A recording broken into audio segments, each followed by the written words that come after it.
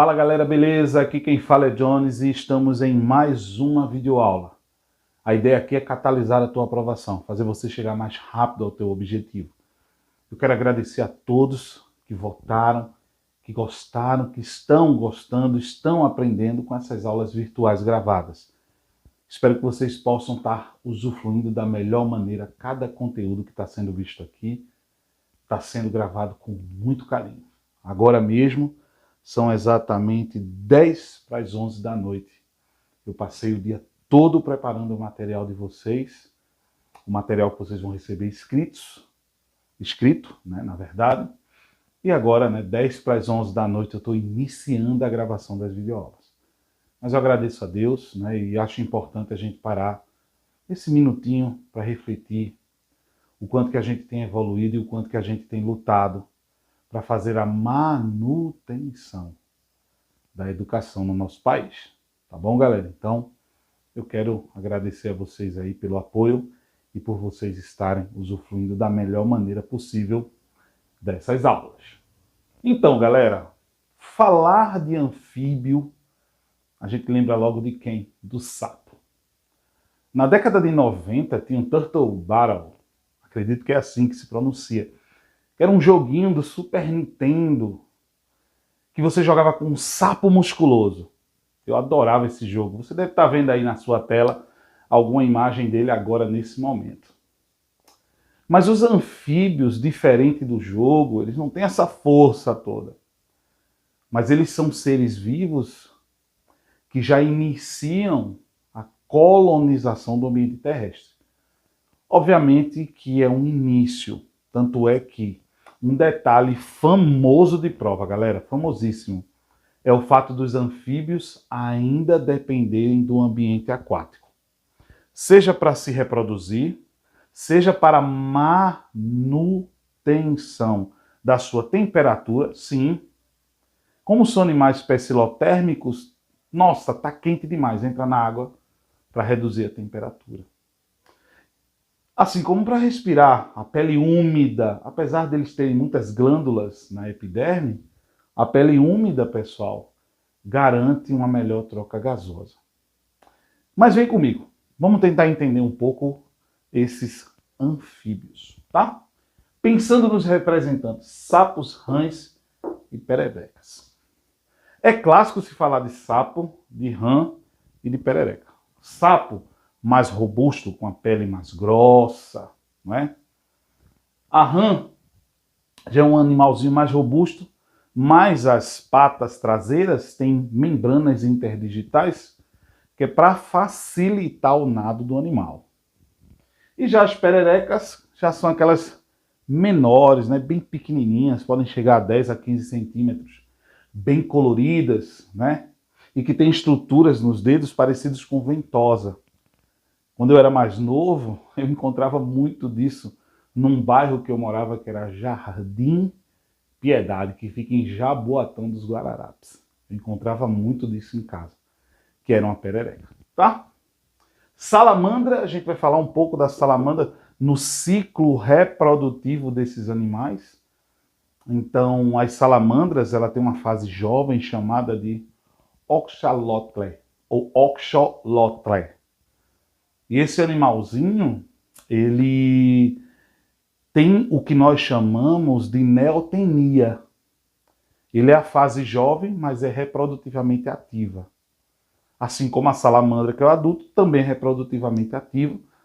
E essa característica reprodutiva nós chamamos de neotenia, né? Do oxolotl. Esse TLE no final, que é chato de falar.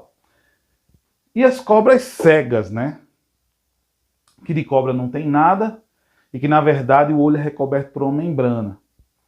E aí você, de longe, acaba observando o animal e achando que ele é literalmente cego. Ele tem baixa visão, mas não quer dizer que ele não tem olhos, tá? Isso é um detalhe bem legal. Características gerais. De maneira geral, são animais de pequeno porte. Por quê? Porque no período do desenvolvimento e da evolução dos anfíbios para os répteis, nós observamos que dentro da teoria evolutiva das eras geológicas, né, nós tivemos aí uma competição entre anfíbios e répteis. Então, como os répteis são mais predativos, mais bem adaptados ao ambiente terrestre, eles acabaram, né, dominando melhor esse ambiente do que os anfíbios. Então, os anfíbios foram, né, consumidos e acabou diminuindo esses anfíbios de grande porte. Então, o que nós temos da maioria deles são animais de pequeno porte, tá? Tetrápodes, a maioria deles, 4 patas, né, que é uma característica que herdou-se da evolução dos peixes sarcopterígeos, que são peixes que as nadadeiras são chamadas de lobada, ou seja, são nadadeiras que elas poderiam permitir, bem carnosas, né, com estruturas ósseas bem definidas, mas poderiam permitir que o animal pudesse sair do ambiente aquático e fazer algumas excursões no ambiente terrestre. Tá? Então, a partir dos sarcopterígeos, você teria o surgimento aí do ancestral mais próximo, né, dos anfíbios. Tá? Então, isso é bem legal da gente falar também. Pele úmida para facilitar as trocas, o que, galera? Gasosas, então glândulas mucosas na pele. Pulmões pouco eficientes. Os anfíbios, eles precisam fazer a respiração cutânea.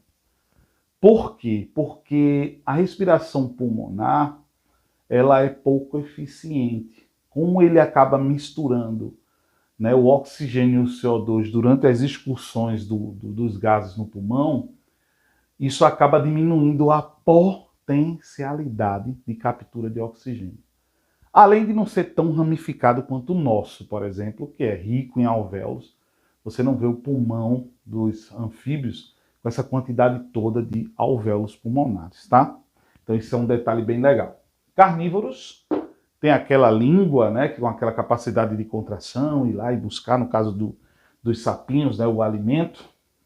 Venenosos, alguns sapos apresentam glândulas paratóideas, ou paratoides, que acabam liberando, né, um veneno, uma toxina, quando o animal é predado, quando você aperta o animal, tá? Tomar cuidado com ele. Hipercilotérmicos.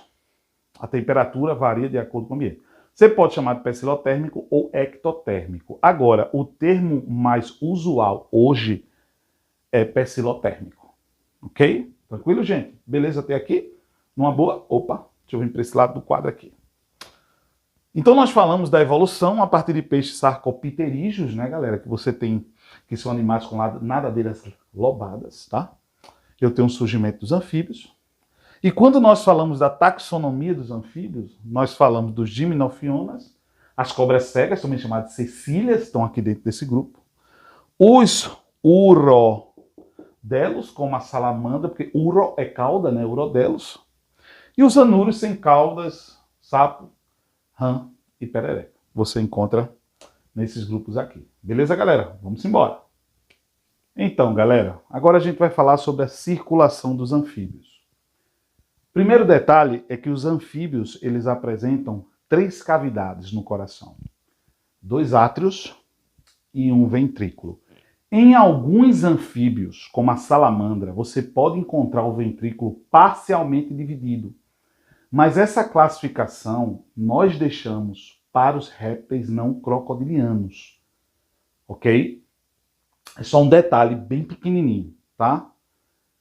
Jones, é sempre 3 ventrículos? Não, perdão. É sempre 3 cavidades? É. Mas em alguns anfíbios, como a salamandra, você já encontra um ventrículo parcialmente dividido. Mas esta classificação nós deixamos só para os répteis. Então, para o vestibular, apenas 3 cavidades e pronto. Ok? Bota esse detalhe aí. Vamos lá, filho. Eu tenho 2 átrios e um ventrículo. Então, quando o sangue sai dos pulmões, que entra no átrio esquerdo, oxigenado esse sangue, ele acaba se misturando com o sangue venoso que está vindo dos tecidos e está passando pelo átrio direito. Então, quando ele cai aqui, ocorre a mistura. Se houve mistura, a circulação ela é dita incompleta. Se houve mistura de sangue arterial com sangue venoso, incompleto.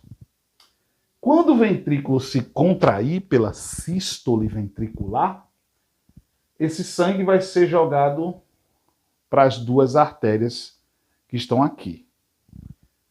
Onde é que eu quero chegar na jogada? Tá vendo que o sangue está verde? Seria o sangue misturado. Esse sangue misturado, olhe para a artéria aqui do lado direito. Anatomicamente, o desenho eu tenho que ver ele de costa, né? Observe aqui do lado direito. Isso aqui é a artéria pulmonar, o arco pulmonar. Só que tem um detalhe aí, gente, que é fantástico. Qual é o detalhe? É porque aqui eu tenho um arco pulmocutâneo. Por que eu chamo de pulmocutâneo? Você vai chamar isso aqui de arco... Tá aqui, tá, gente? É anatomia, tá? Arco pulmocutâneo. Cutâneo. Deixa eu te explicar esse arco anatômico aqui, esse arco pulmocutâneo. Esse sangue misturado vai para o pulmão e vai pela pele. Ele vai para os dois lados. O que vai para o pulmão vem direto pela veia pulmonar e cai no átrio esquerdo. O que vai para a pele vai descer para a aorta do animal, que seria essa artéria aqui. Ó. É como se o desenho completasse aqui, né? Esse sangue aqui, ó, arterial, que está vindo da pele, né? Ele vai vir e descer para a aorta. Isso aqui, minha gente, ó, essa saída aqui e essa aqui seria a aorta do animal. Qual é o segredo? Filho, analisa comigo. Tu tá vendo que esse sangue aqui tá misturado, ele tá vindo para a aorta. Quando desceu os dois sangues aqui, misturou tudo no ventrículo. Quando o ventrículo empurrar, o sangue misturado vai tanto para pulmonar, né? Que é o arco pulmocutâneo, tanto para a aorta do animal. Então, tu concorda comigo que esse sangue verde aqui, ele vai ser jogado nos tecidos, vai diminuir a taxa de oxigenação tecidual. Aí o animal, para compensar essa mistura, joga o sangue que está passando pela pele, ou seja, que está sendo oxigenado, direto para a aorta. Então, isso significa que este sangue misturado, veja, ele não deixa de ser misturado. Concorda, gente, que ele não deixa de ser misturado? Mas ele vai ter um detalhe aqui que é sensacional. Ele está misturado, mas ele tem mais oxigênio do que CO2. Porque, além de ter passado pelo pulmão e ter se misturado no ventrículo, eu estou jogando sangue arterial que vem diretamente da pele por conta do arco pulmocutâneo. Galera, espetacular. Que conceito espetacular. Tá? Então, vou colocar aqui mais uma setinha, mais outra, para a gente saber que tem muito mais oxigênio do que CO2. Não deixa de ser um sangue misturado, mas tem muito mais oxigênio do que CO2. E aí vem o tecido. O tecido devolve CO2, sangue vem venoso, parte do átrio direito, cai no ventrículo. Veja, se tem um ventrículo só, mistura. Se o ventrículo é separado, não mistura. Mas tem um detalhe. Nos répteis crocodilianos, mesmo com o ventrículo separado, ele vai misturar. Mas isso aí eu vou te dizer nas próximas videoaulas.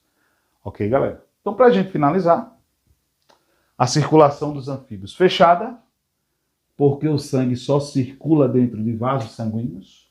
Incompleta, porque houve mistura do sangue. Onde é que mistura esse sangue, galera? No ventrículo. E dupla, porque tem dois átrios. Ó, a partir do momento que você tem dois átrios, você acaba tendo dois circuitos cardíacos. Então, a partir do momento que você tem dois circuitos cardíacos, o sangue passa duas vezes pelo coração, a circulação, ela é dupla. Vamos nessa. Então, galera, vamos agora falar sobre a respiração dos anfíbios. E cá para nós, uma das partes mais interessantes do conteúdo é a parte de respiração dos anfíbios, as adaptações que eles apresentam. Gente, presta atenção aqui comigo na aula, ok? Vamos lá. Em geral, os anfíbios têm respiração cutânea, branquial e pulmonar. Nós sabemos que os anfíbios aquáticos vão apresentar respiração branquial. As larvas de anfíbios se desenvolvem na água, respiração puramente branquial. Alguns adultos mantêm essa característica, é o caso das salamandras, que mal têm pulmão, dependem diretamente da respiração branquial, principalmente na fase larval, que é o oxalote, está aparecendo aí na sua tela, tá bom? Gente, eu tenho respiração cutânea, branquial, pulmonar, cujas superfícies respiratórias são a boca, a pele e o pulmão. A boca por conta da respiração branquial, né? Então passa lá pela boca, onde você vai ter próximo a ela as brânquias e essas trocas gasosas. Nossa referência é a RAM anatômica para que a gente possa estudar como ocorrem essas trocas gasosas e onde entra a respiração cutânea como uma forma de compensar o déficit respiratório, ok? Gente, eu coloquei aqui a parte anterior do animal, os olhos do animal, as narinas, as coanas, a língua do animal e fiz uma representação dos pulmões. Os pulmões dos anfíbios são sacuolares, ou seja, são em formas de saco, né? Como se fosse um saco achatado, como se fosse um balão de encher. Não é feito nosso, que você vê ele todo enrugadinho, todo cheio de alvéolos. Não é. Na entrada de ar, eu tenho a laringe, onde essa entrada da laringe fica logo aqui atrás da língua do animal. E essa entrada da laringe, né? Quem vai fazer esse controle de permitir ou não a entrada e saída do ar é a glote, que é aquela pecinha de cartilagem que nós também temos, e que é muito importante no desenvolvimento dos animais. Beleza? Veja que o pulmão ele é altamente vascularizado, mas isso ainda não é o ideal para ter um pulmão altamente funcional, tá? Não é o ideal. O ideal são os alvéolos, né? Alguns anfíbios apresentam os flavéolos, que seriam algumas projeções internas para aumentar a superfície de trocas, né? Flavéolos, tá bom? Então a ideia é o ar entrar, permissão dada pela glote, e promover a oxigenação do pulmão. Só que para isso acontecer, nós temos algumas etapas do movimento respiratório, que é muito interessante. Para uma prova de Enem, eu não acredito que ele vai te cobrar os movimentos respiratórios, as etapas. Mas é bom você conhecer, até porque boa parte do som do animal é pela expulsão do CO2 do pulmão, pela contração da musculatura do pulmão, né, dos músculos que estão em volta dele. E isso permite o coachar do animal, né, aquele barulho que, por sinal, é importante para atrair a fêmea para os processos reprodutivos. Então aqui está o meu animalzinho, onde eu coloquei a narina no animal, uma estrutura que eu chamei de boca, mais uma parte da boca que está voltada mais para a faringe, né? Uma estrutura bucofaríngea, era o ideal aqui, bucofaringe, mas aí conta de espaço entre a boca, né?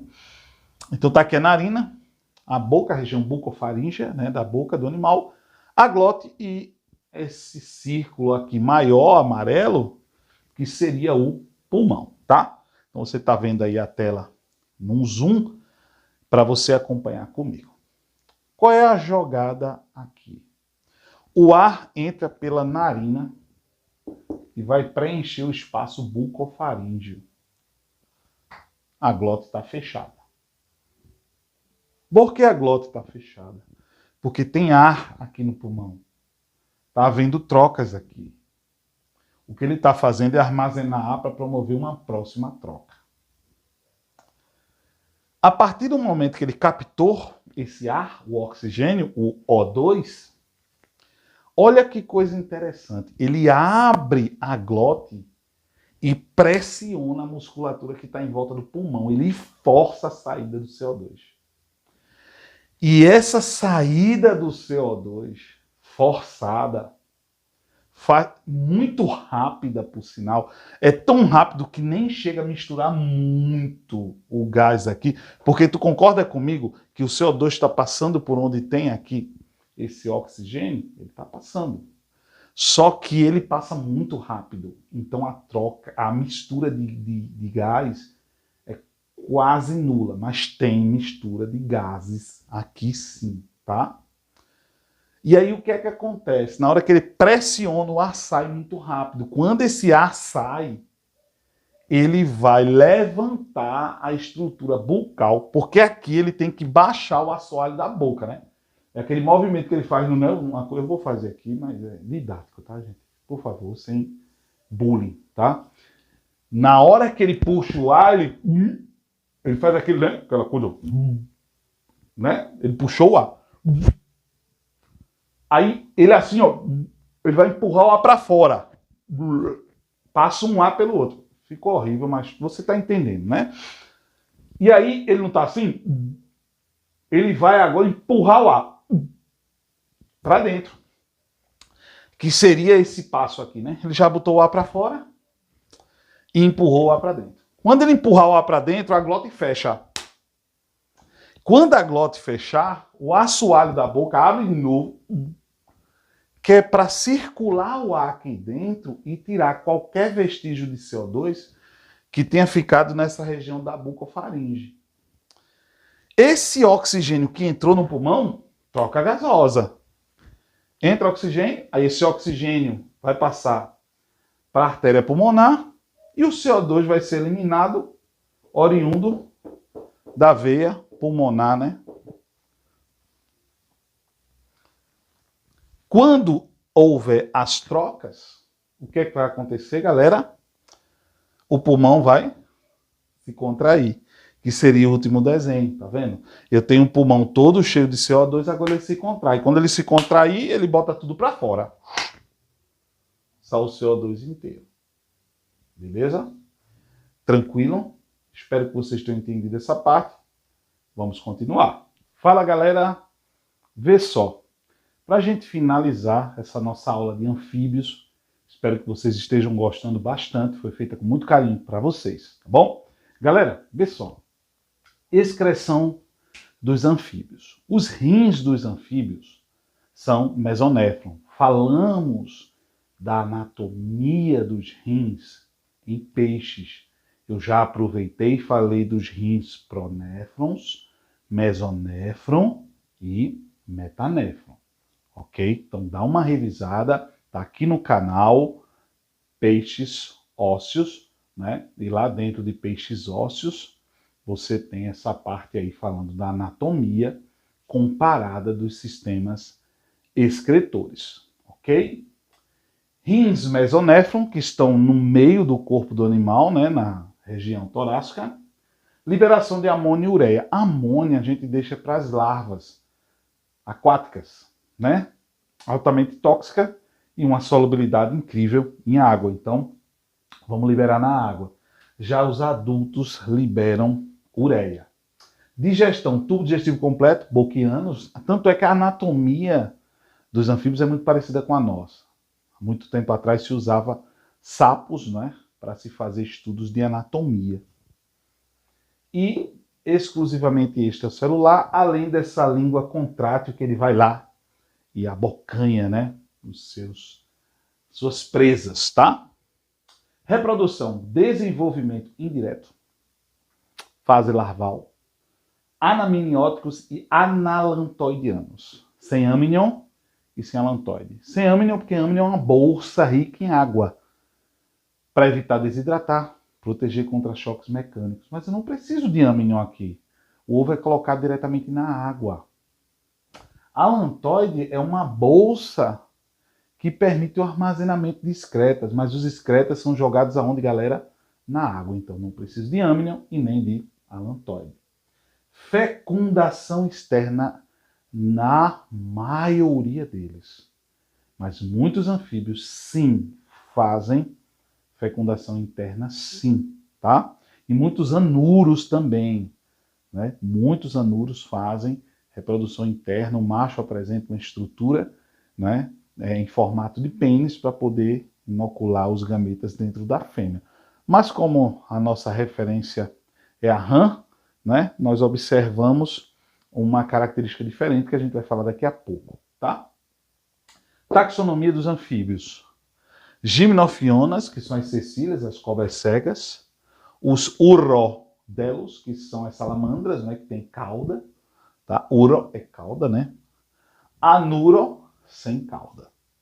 Gimnofiona, apodis, né? Cobra cega, tem aquele formato vermiforme, né? Sem patas. De fecundação interna, então tá vendo que eu não posso chegar e dizer, todo anfíbio tem fecundação externa. Mas para o Enem, né, nessa visão mais generalista, a gente pode ficar com fecundação externa sim. Desenvolvimento direto, ó. Gimnofiona já não apresenta uma fase larval, tá vendo? Mas também pode ser indireto. Ou seja, tem fase larval e em algumas espécies não apresenta. Você já tem a liberação do indivíduo já com o formato do adulto. Urodelos, tetrápodes, 4 patas, com caudas. Fase larval da salamandra, o Oxolotler, que a gente falou bastante dele hoje. Né? Ele tem as brânquias expostas, né? Muito bonito. De fecundação interna. E os anuros, né? Sapos, rãs e pererecas, sem cauda, animais saltadores. Desenvolvimento indireto, o girino, famoso girino, né? Formam o chamado amplexo, né? Que é o abraço nupcial, o amplexo nupcial, que é quando o macho sobe em cima da fêmea, aperta a fêmea, né? E se o macho tiver uma pegada, né? Vamos dizer assim, a fêmea vai lá e libera os ovos na água, e ele libera os espermatozoides, e assim você tem a fecundação do tipo externa, desenvolvimento externo e indireto, porque eu tenho o girino, cuja respiração é branquial, e a partir de um processo de autofagia, né, a atividade direta dos lisossomos, você vai ter a redução da cauda desse girino, e a partir desse momento você vai ter o animal perdendo a sua cauda. Beleza, galera? Tamo junto. Obrigado pela atenção de vocês. Espero que vocês tenham gostado e até a próxima.